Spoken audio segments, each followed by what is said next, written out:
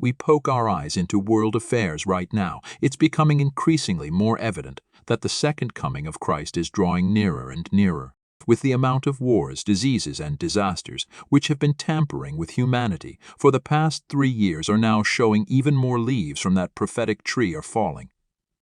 Ever since 2020, everything that has happened after seemed to fall right behind each other when no one expected it. COVID took the world by surprise, as well as Russia's attack on Ukraine also did.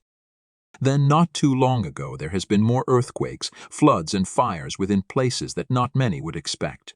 Places like Canada and Hawaii felt the blaze of fires. Morocco experienced a terrible earthquake, and a horrible flood took place in Libya. All this happening unexpectedly. Now, in recent news, Israel on the last great day was attacked by Hamas when the Middle East seemed to be quite at peace. Nothing seemed to be on the horizon. Bombs upon bombs were sent into the country. Now, we know that this world does not have peace permanently. 1 Thessalonians 5:3 says, "For when they shall say peace and safety, then sudden destruction cometh upon them, as travail upon a woman with child, and they shall not escape." In these times, we are to be aware that things are increasingly worse.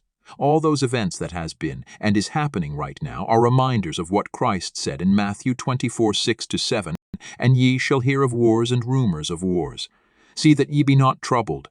For all these things must come to pass, but the end is not yet. 7 For nation shall rise against nation, and kingdom against kingdom. And there shall be famines and pestilences, and earthquakes in divers places."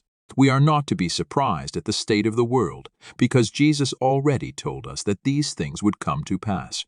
But the question is, are we ready for sudden destruction? In Revelation 6:2, it goes on to speak about a rider on a white horse who was given a crown, and he went on conquering.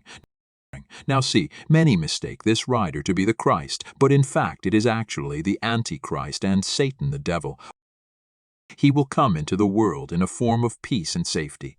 The Bible predicts that there will be a coming world peace, but would it be one for believers to tune into?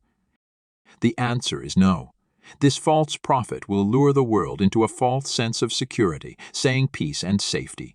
Now, if we look into Jeremiah 6:14, 8:11, they all say similar phrases meaning the same thing. Jeremiah 6:14 says, "They have healed the wound of my people lightly, saying, peace, peace, when there is no peace." Jeremiah was a prophet of God who warned Jerusalem about Babylon's coming attack on Israel, but they did not listen and opposed him. Many false prophets and priests at that time said nothing will happen to Jerusalem. The future is bright. There will be peace and safety. Now Ezekiel, who was also a prophet of God, states in chapter 13:10 of his book similar sayings to Jeremiah. "Because they lead my people astray, saying peace, when there is no peace, and because, when a flimsy wall is built, they cover it with whitewash." In similar fashion, the Antichrist would also say peace and safety, and then when you least expect it, there will be sudden destruction. Now it's not the saints, but the unbelievers who will believe in this false sense of security.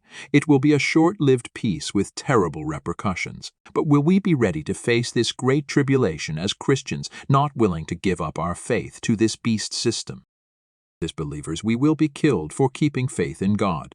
Jesus says in John 16:2-3, "They will put you out of the synagogues. Yes, the time is coming that whoever kills you will think that he offers God service. And these things they will do to you, because they have not known the Father nor me." Made clearer in Matthew 24:17-21. As it speaks about a great tribulation, nothing like this world has faced ever since it was created. There will be pain, famines, and persecution for believers. But be not worried. Build trust in God, for if you die for him, he will raise you back on the last day. Revelation 7:14 ensures this, saying, "I answered, Sir, you know." And he said, "These are they who have come out of the great tribulation. They have washed their robes and made them white in the blood of the Lamb." The end of sudden destruction is the gift of eternal life to those who believe and keep his laws.